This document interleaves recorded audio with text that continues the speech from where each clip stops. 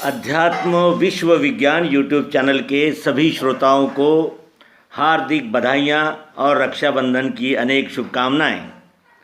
मित्रों, बात एक कहानी के स्वरूप में है और थोड़े में बहुकथा बुझाई, यानी थोड़े में ही बहुत विशाल और गहन उद्देश्य और उपदेश ग्रहण करना है। ये रक्षाबंधन का त्यौहार है और ये ऐसा त्यौहार है कि जो एक बहन भाई हज़ारों किलोमीटर दूर रहे, लेकिन वो एक दूसरे को याद करते ही है। इस प्रकार का ये त्यौहार है।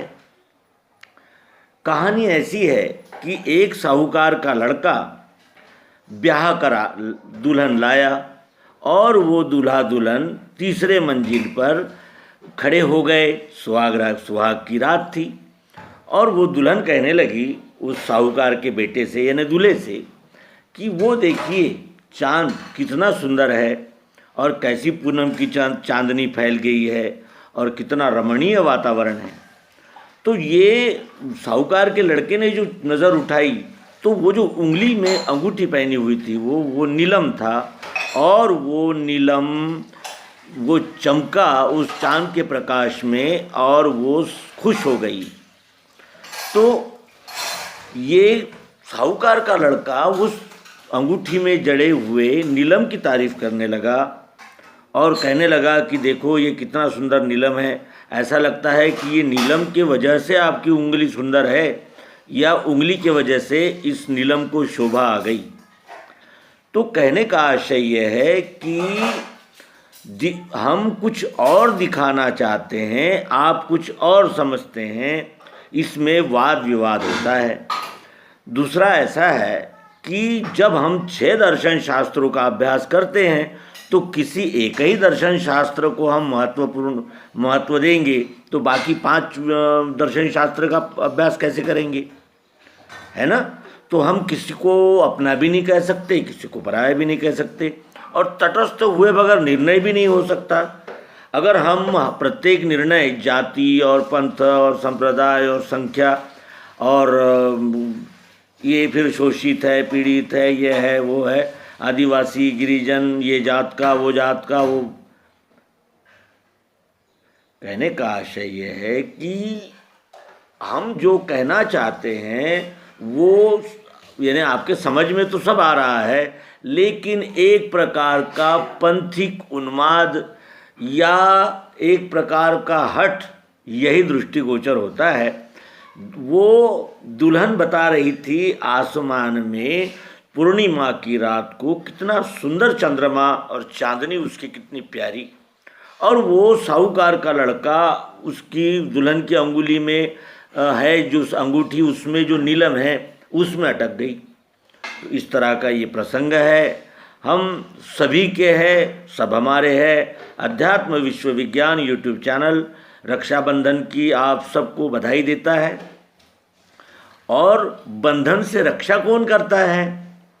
जब इसे रक्षाबंधन कहते हैं तो बंधन से रक्षा कौन करता है और बंधन क्या है और बंधन से रक्षा कैसे की जाती है, ये भी दिव्य दृष्टि का ही एक विभाग है और उसी विभाग के अनुसार इसका वर्गीकरण होता है। रक्षा बंधन, किस बंधन से रक्षा चाहिए हमें, या फिर हम किस बंधन की रक्षा कर रहे हैं, जीव भाव की कर रहे हैं। और इस तरह ये ही अध्यात्म विज्ञान की ओर विश्व की प्रत्येक फिलॉसफी, दर्शन शास्त्र देखने का दृष्टिकोण इस सर्वांग योग में समन्वित हो जाता है जो गीता द्वारा प्रतिपादित किया गया है। और गीता के सिद्धांत को ही सर्वांग योग में भगवान श्री मायानंद जी चैतन्य ने उसको प्रयोग के साथ प्रस्तुत किया और हमारा संशय भ्रम समाप्त। हमारा आज कहने का आशय ये रहता है हमेशा कि हम सृष्टि को जाने, उसका महत्व समझे, और ये सब अलग अलग नहीं है। जिस तरह हवा से पानी अलग नहीं हो सकता और पानी से अग्नि अलग नहीं हो सकती और अग्नि से आकाश अलग नहीं हो सकता। ये पांचों कॉम्बिनेशन है, एक भी इस पिंड से एक भी तत्व अलग नहीं निकाला जा सकता। पृथ्वी जल अग्नि वायु आकाश के ही शब्द स्पर्श रूप रसगंध ये अखंड है, अनुस्यूत है, सर्वत्र है, सबके है। इसमें जाति पाति और वो फिर मूल निवासी आदिवासी ऐसा कुछ भी नहीं है। ये नेचुरल है, global philosophy, universal science, divine vision. और इसी डिवाइन विजन को देने के लिए सद्गुरु अवतार आते हैं, वो कार्य करके चले जाते हैं और उनके प्रकाश में हम भी अपने नर्तन को कृतार्थ और सफल बनाने में लग जाते हैं। तो ये एक प्रयास है, ये आप अन्यथा न लेते हुए इस बात को विशेष ध्यान रखें। फिर ये भी तो आवश्यक है कि आज तक ये जाति प्रथा का हमने पालन किया तो हमें मिला क्या? क्या मिला हमें? क्या हो गया ऐसा? ये कुल प्रथा का जो हमने पालन किया उससे क्या मिला? ये सारे अनुभव हमारे सामने हैं। और जब न्याय का प्रसंग आता है तो वहाँ वो जात भी काम नहीं आती और कुल भी काम नहीं आता। वहाँ केवल हमारा शुद्ध और मलिन इस प्रकार का गुण जो कुछ भी हो वही क्रियाशील होता है। और इस तरह हमारा जीवन भी इसी अध्यात्म विज्ञान को जाने बगैर अधूरा है, अपूर्ण है। और ये इसलिए कह रहे हैं कि अभी समय है, तुम जानो अपना रूप, यह सब माया क्या करे। और इसीलिए अपना स्वरूप जानकर उस स्वरूप में स्थित होने का नाम ही आस्तिक्य है, जो अध्यात्म विज्ञान का लक्ष्य है।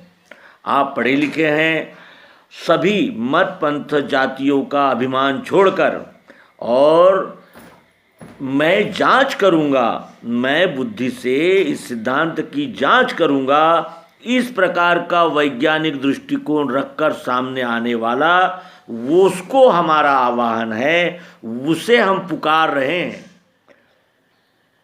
आह्वान और आवाहन इसमें अंतर होता है। आह्वान किसे कहते हैं? ललकारना। और आह्वान किसे कहते हैं? बुलाना। किसी को ललकारना और बुलाना।